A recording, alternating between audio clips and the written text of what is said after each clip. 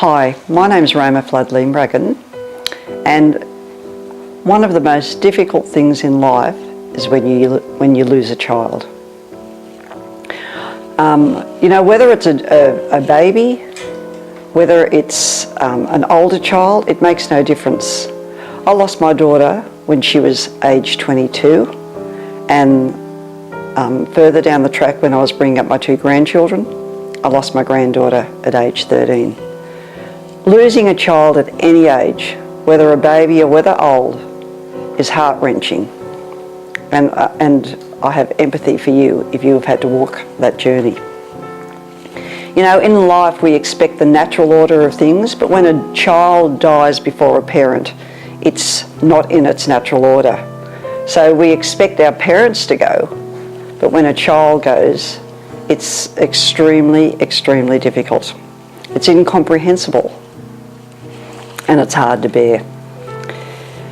My 22-year-old daughter, Danielle, was murdered brutally when she was 22 years old. My husband and I had to bring up her two grandchildren. The anguish that we experienced because of the way that she died was horrendous, even though I knew that she'd gone home to be with the Lord. Directly after the funeral, we went through a custody battle, and to bring up her two children, our grandchildren. This was just so horrific straight after her murder. It was really, really difficult thing to bear. But one night, about 6 weeks after my daughter's death, I was having a dream. And in that dream, I said to my husband, "Listen, that sounds like Danielle laughing." We opened the door, this is in the dream, we opened the door and there was my daughter standing there. She was standing there in a grey and a blue dress, and I remember thinking in the dream, wow, they wear mini skirts in heaven.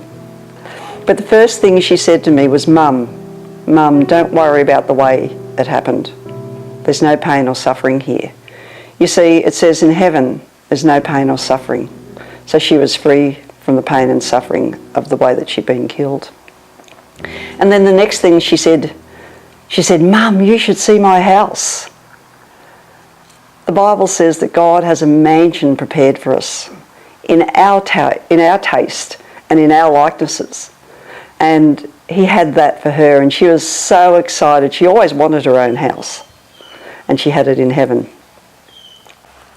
I expressed to her the difficulty of going through the custody battle, and she said, "I know, Mum, but he is the father," so I knew then that giving him access, which we were giving him anyway, was the right thing to do.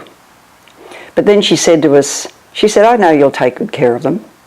And that just gave me the assurance then that we would have custody of the children and to be able to bring them up and care for them.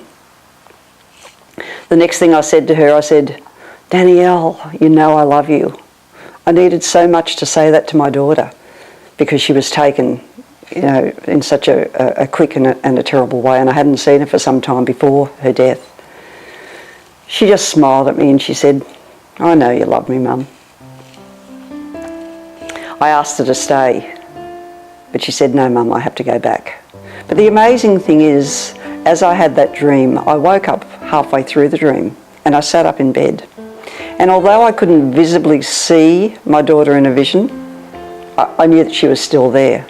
And we communicated, not with physical words in our mouth, but we communicated thoughts to thoughts. And I've since read books that's how they actually communicate in heaven, so that was amazing in itself. But what happened in that dream, the very things that I needed to say to my daughter and the things that I needed to know about, God only knew. And each of those things was addressed in that dream. So to have that dream and to have that assurance that she was okay and that she was happy and that she was free was just so healing to my heart, because it was hard enough to lose my daughter in the way that I did. You see, hopelessness when you lose a child, or hope deferred, makes the heart grow sick. But this visitation gave me hope. It made me realise that my daughter was home with the Lord, that she was okay. And it helped me to be able to continue my journey and to bring up my 2 grandchildren in the best way that I knew how.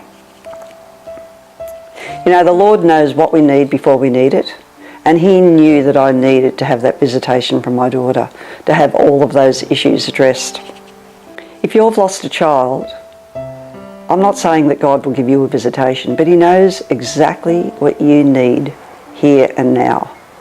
And so He will provide for you what He provided for me.